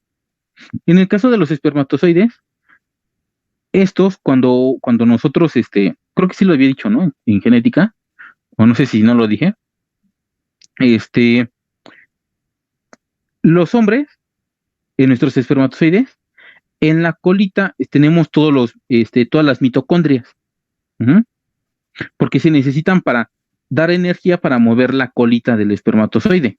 Entonces tienen que tener muchos espermatozoides, muchos mitocondrias, y los tienen en la colita del espermatozoide. Pues cuando llega con el óvulo y lo fecunda, pierde la colita. Entonces perdemos todas las mitocondrias. Y las mitocondrias que tiene un individuo, todo ser humano, las heredó no de su papá, las heredó de su madre, porque sí tiene mitocondrias y no las gastó para mover la colita, ¿no? Entonces, cuando nosotros los seres humanos nos formamos, todos tenemos mitocondrias de nuestras madres. Incluso se ha intentado rastrear a la Eva mitocondrial, a la primera mujer que existió en la humanidad, a partir de la información de las mitocondrias. Ujú. Hay raros casos así, pero rarísimos, donde un espermatozoide sí logró meter la colita al óvulo y sí se heredaron mitocondrias de la colita, pero esos son casos muy raros también. Y en el caso de la mujer, ahorita vamos a ver, ya no voy a explicar aquí más de la mujer, en esto lo voy a hacer en la siguiente diapositiva, en esta de aquí. Porque básicamente el ciclo menstrual es el proceso de desarrollo de los más bien las ogonias o los ositos, a partir de que ya se dividieron mitóticamente. Ujú. Hoy déjenme jalar aire y agua para explicar esto. O no sé si tengan algún inconveniente, porque ya son 2:38, sino para dejarlo para la siguiente clase. Y en la siguiente clase ya terminamos esto que nos hace falta, que ya no es tanto, fíjense. Ujú. Porque luego por ejemplo, esta lluvia se tiene que ir. Y no sé los demás, si se quedan para terminar de ver esto. Yo no tengo problemas, profe. Los demás, esta lluvia, esta Paulina. No tengo problemas, profe. ¿No? Sí, todo bien, profe, no hay problema. Ah, bueno, dice esta Paulina, no, esta lluvia que hoy sí se puede quedar, ¿no? La única que no está es esta Guiomar, pero pues había tenido problemas para conectarse, porque sí hoy venía. Pues bueno, vamos a explicar esta parte. Ujú. Vamos a ver esta parte aquí, que es las fases de la menstruación, ¿no? La menstruación va a tener estas fases que son la fase folicular, la fase de la ovulación y la fase lútea, que son estas que están aquí, ¿no? La menstrual está dentro de la folicular, ¿no? El ciclo siempre, como es un ciclo, siempre termina o siempre empieza donde termina, ¿no? Siempre va a empezar cuando está la menstruación, cuando se está acabando. Aquí durante este proceso, lo que ocurre es lo siguiente. Mientras el endometrio está deshaciéndose, están menstruando las mujeres, en los óvulos, en los ovarios, ya se está preparando otro óvulo que va a ser estimulado a través de una cierta cantidad de hormonas. En este caso, vamos a ver lo siguiente. En el ciclo menstrual, en la fase folicular, lo que va a pasar es que va a empezar a ocurrir un descenso de ciertas hormonas, como el estrógeno y la progesterona, estas que tenemos aquí. Después de que no ocurrió, pues, la fecundación, estas bajan. Y estas, al bajar esas hormonas, lo que van a propiciar es que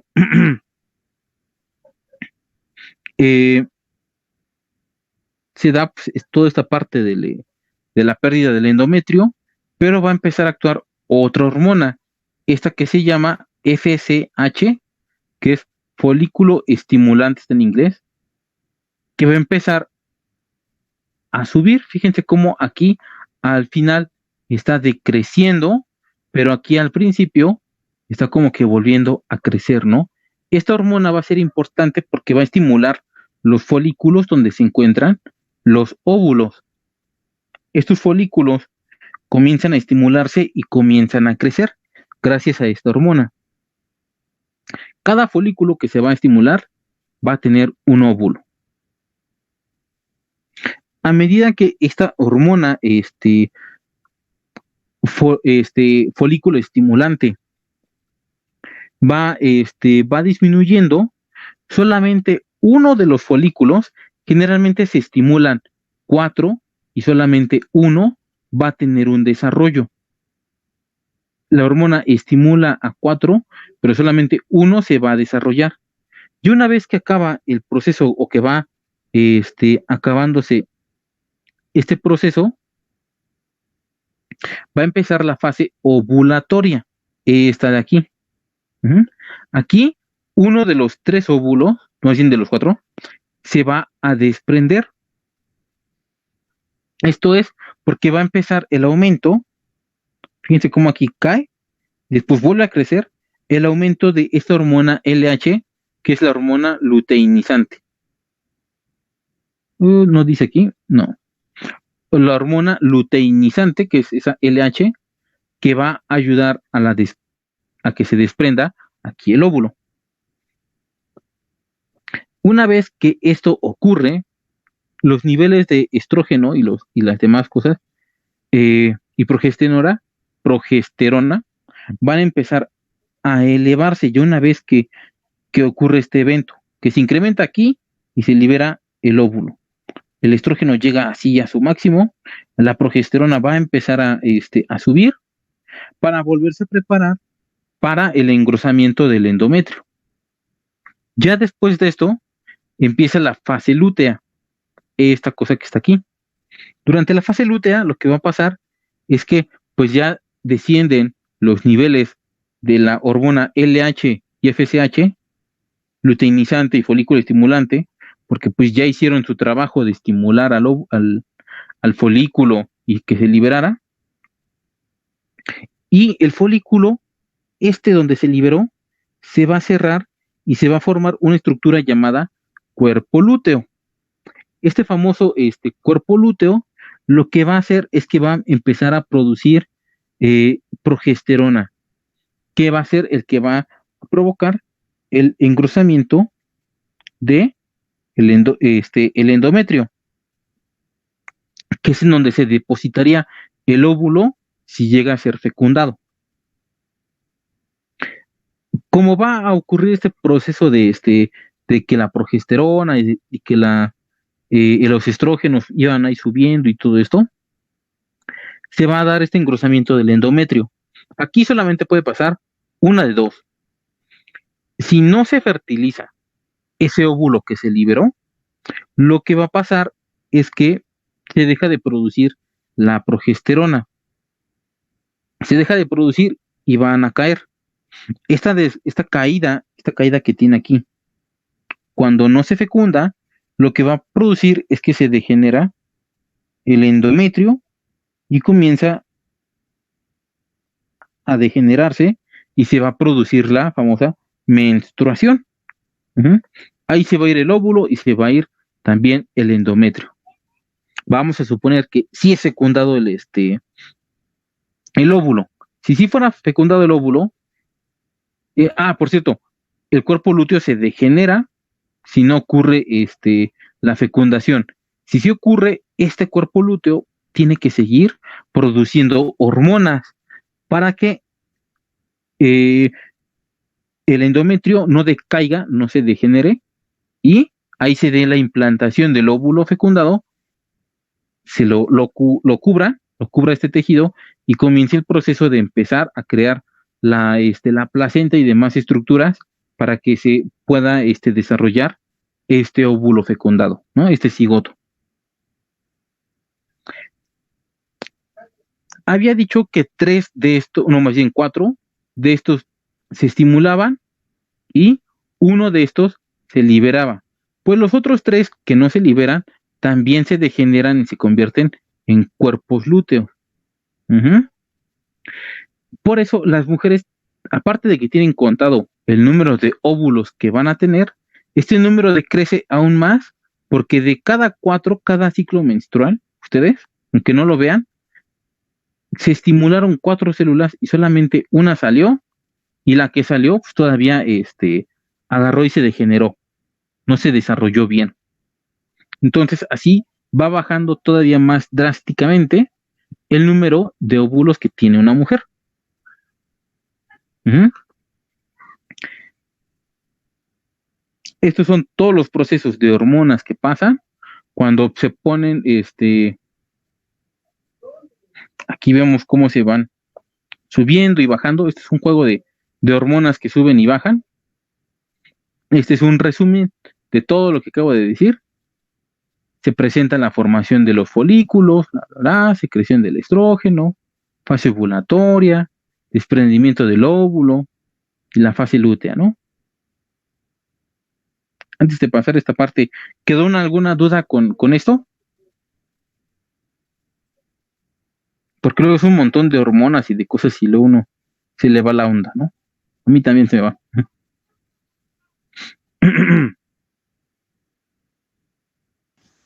No, ninguna, profe. Las demás chicas,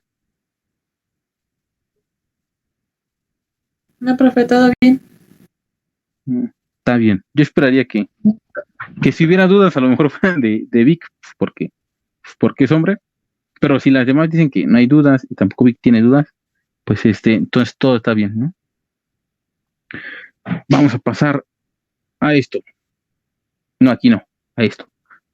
Nos piden también que describamos, pues, parte de lo que son los órganos reproductores, tanto masculinos como femeninos, ¿no? En el caso del hombre, pues no, vamos a tener aquí lo que son los testículos, donde se producen aquí adentro los espermatozoides. Hay un montón de conductos seminíferos, que es en donde están los espermatozoides produciéndose, y alrededor hay una capa de células que son las que producen tanto a las células, a los espermatozoides, como también los que van a segregar las hormonas como la testosterona. Los espermatozoides aquí se reproducen las células, pero en lo que se le llama el epidimio y los conductos seminíferos es en donde se van a desarrollar y van a madurar, donde van a estar ahí desarrollándose hasta el momento en el cual pues tengan que ser expulsados del cuerpo, ¿no? Estos van a tener que viajar por los conductos deferentes, estos que están aquí. Fíjense cómo aquí adelante están los testículos, pero este conducto pasa por arriba y pasa por detrás, dándole así toda una marometa a la vejiga, esto que tenemos aquí. Uh-huh. Y aquí en la vesícula seminal se depositan, y aquí es donde se va a crear pues el líquido seminal, que es ese líquido en donde van a utilizar los espermatozoides para poder viajar a través del cuerpo pues, de la mujer, ¿no?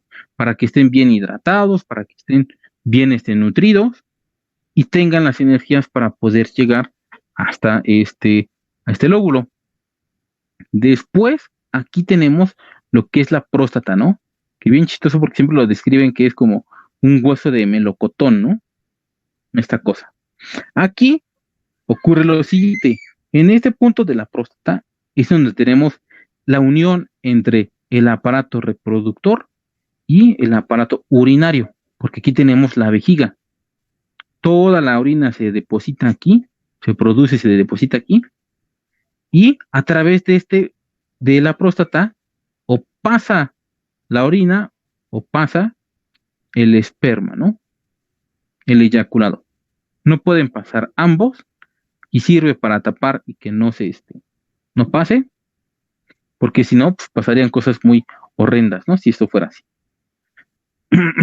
Ya por el resto de la uretra va a correr ya sea la orina o ya sea el esperma y pues van a salir, ¿no? Por este cuerpo cavernoso y esponjoso que dicen que tiene el pene, ¿no? Por aquí pasan y por aquí van a salir los espermatozoides, ¿no? Entonces, pues nosotros, en el caso de nosotros los hombres, pues tenemos, para la misma estructura, tiene dos funciones. Salida de lo que es el aparato urinario y la salida del aparato reproductor, ¿no? Y vemos que aquí se junta. Por eso en el caso de los hombres, aquí también, fíjense cómo tiene aquí la próstata, está pegadita a la pared de lo que es el recto.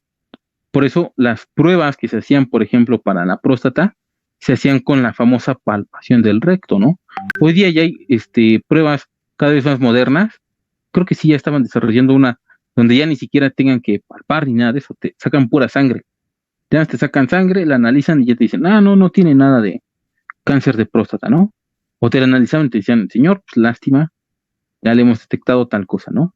Pero por eso se tenía que palpar, porque mira, aquí tenemos el recto y aquí tenemos la próstata, ¿no? Está tan cerca, está tan pegado, que si ponían su dedo aquí, lo podían tocar y podían ver si se encontraba bien o si se encontraba ya hinchado, ¿no? De que tuviera algún tipo de problema, ¿no? En el caso, aquí en el caso de las mujeres, sí tiene bien diferenciados dónde está el canal del aparato reproductor y dónde está el del aparato, la salida del aparato urinario, ¿no? Las mujeres tienen los óvulos, donde va a estar lleno de estos folículos, donde se encuentran los óvulos. Aquí van a tener los ovarios, van a tener las trompas de falopio, que van a ser las partes conductoras, los conductores de estos óvulos, van a llegar aquí al útero, en donde en esta capa que se llama el endometrio, es el que se va a hinchar en cada ciclo, para que en caso de que el óvulo sea fecundado, se deposita aquí, y si está fecundado, se comience a desarrollar el feto. Mucho tejido lo va a estar cubriendo y se van a empezar a desarrollar todas las cubiertas que tiene el feto, el alantoides y todo eso, para poder crear ¿cómo se llama esa?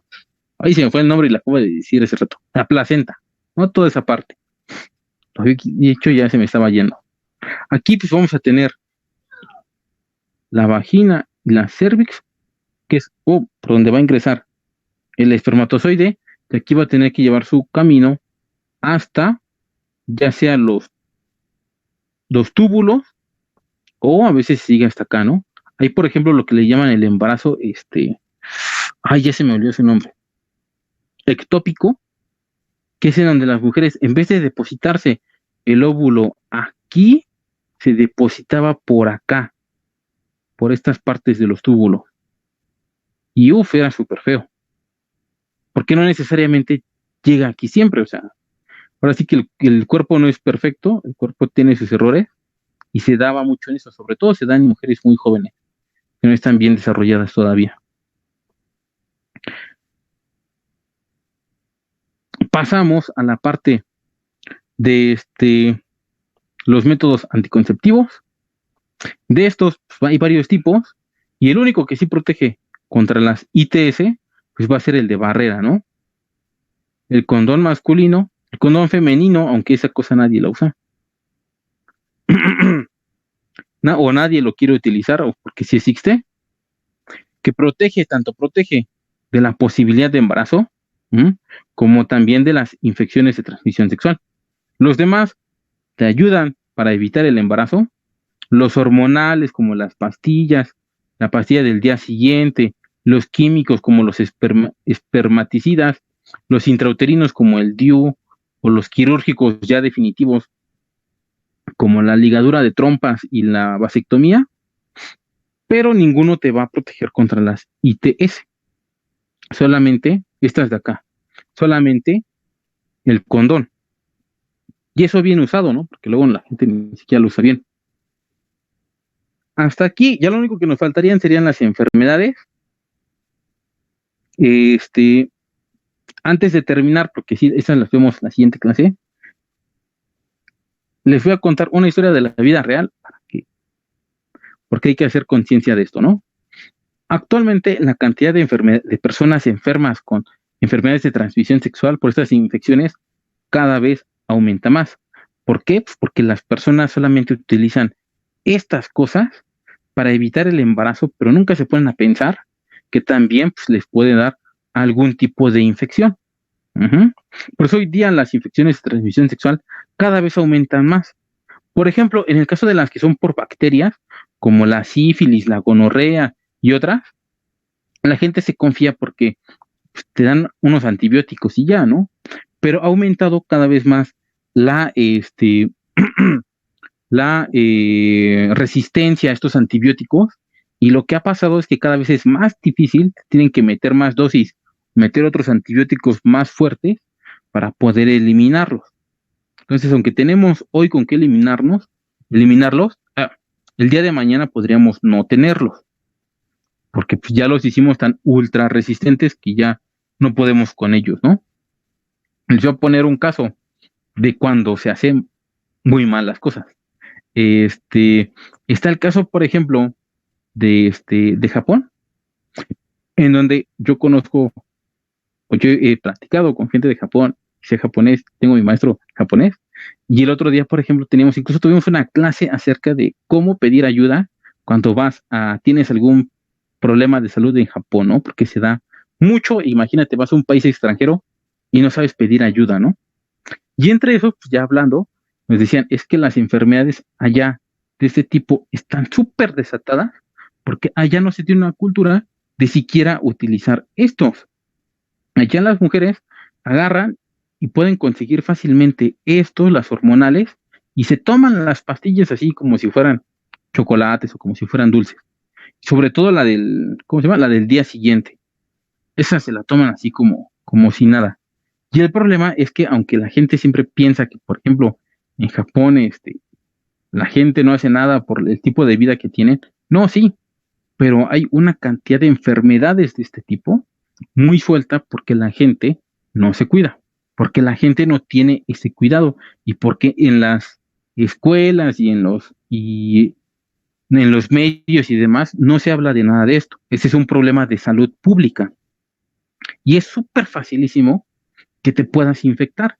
Incluso tanto mi maestro me contaba de gente de sus alumnos que fueron a Japón, como también de gente de Japón, me he enterado que muchísimas personas, muchísimos extranjeros iban y pues resulta que ya regresaban, pero regresaban contagiados porque pues, no habían cuidado. Con eso no quiero dar una mala impresión, por ejemplo, de Japón, pero sí es un ejemplo muy claro, a diferencia de otras culturas como la mexicana o las demás latinoamericanas y demás, de cómo cuando haces malas cosas, cuando no hablas sobre ciertos temas como estos, pues se te sale de las manos y generas un problema de salud. Sobre todo, por ejemplo, eh, para varios de ustedes, como por ejemplo Vic, que decía que que una de sus opciones de carrera era, por ejemplo, enfermería. Vas a ver un montón de casos de estos, de cuando las personas no utilizan bien este tipo de cosas, que ya llegaron embarazadas, que ya llegaron infectados, que ya de repente, no, señor, es que ya le salió, pues que tiene VIH, ¿no? O la señora que ya tiene VPH, ¿no? Y te dice, no, es que ¿cómo se dice? Que yo nada más estoy con mi marido y bla, bla, bla. Pues sí, señora, pero su marido, quién sabe de dónde sacó esto, ya la contagió.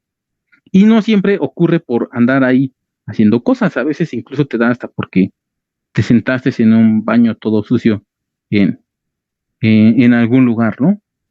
Entonces hay que tener mucho cuidado con este tipo de cosas. No es para asustarlos, pero es para decirles que tengan cuidado. Y pues bueno, en la siguiente clase vamos a ver varias de estas enfermedades con imágenes no traumantes y vamos a hablar un poquito de qué tratan cada una de estas enfermedades, ¿no? Digo no traumantes porque de cada cosa hay unas imágenes así en internet súper feísimas y yo puse las menos traumantes, ¿no? Vamos a ver esto y ahondamos más en el tema la siguiente clase, ¿no? Dudas, preguntas, quejas, comentarios, traumas, a lo mejor ahorita ya les acabo de generar un trauma, uno sin querer. Profe, yo había escuchado que según yo había una vacuna para los hombres, ¿no? ¿De cuál? De eso como método anticonceptivo, que era una inyección, no me acuerdo muy bien, pero Ah, que decía como que eso, ¿eh? Porque todavía creo que ya estaba pasando las últimas pruebas y ya casi la iban a comercializar, pero así que vayamos a la, ¿cómo se dice? A la farmacia y la compremos, pues todavía no. En ciertos países ya están llegando en sus fases finales, eh, y pues muchas personas pues como que crean la polémica, ¿no? Porque pues, por ejemplo, todos los demás métodos hormonales están diseñados para la mujer, ¿no? Pero la mujer sufre más de problemas hormonales por estas cosas y pues el hombre no, ¿no? Faltaría ver si realmente esa cosa es segura, si no causa algún tipo de problema a largo plazo, que para eso son los estudios, y pues a lo mejor ya se podría, ¿cómo se dice? Pues tener una vacuna que sirva para todos, ¿no? Bueno, más que vacuna, un método, ¿no? Un método para todos, ¿no? Para que así pues las mujeres no se vean tan afectadas por ese tipo de cosas. Porque sí, pues prácticamente todas los métodos hormonales pues son para la mujer, ¿no?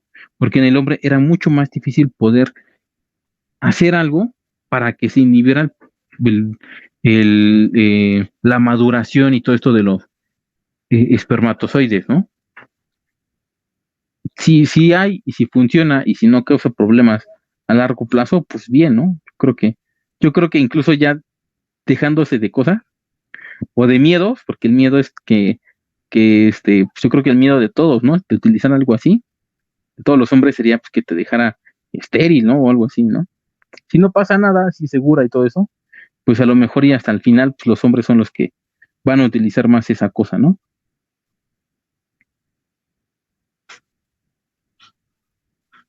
O no sé ustedes, ¿no? Eso digo yo, ¿no? A lo mejor y no. A lo mejor hay quien no quiere.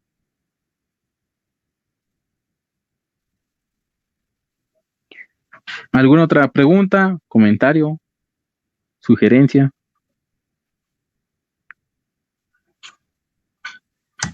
Ninguna.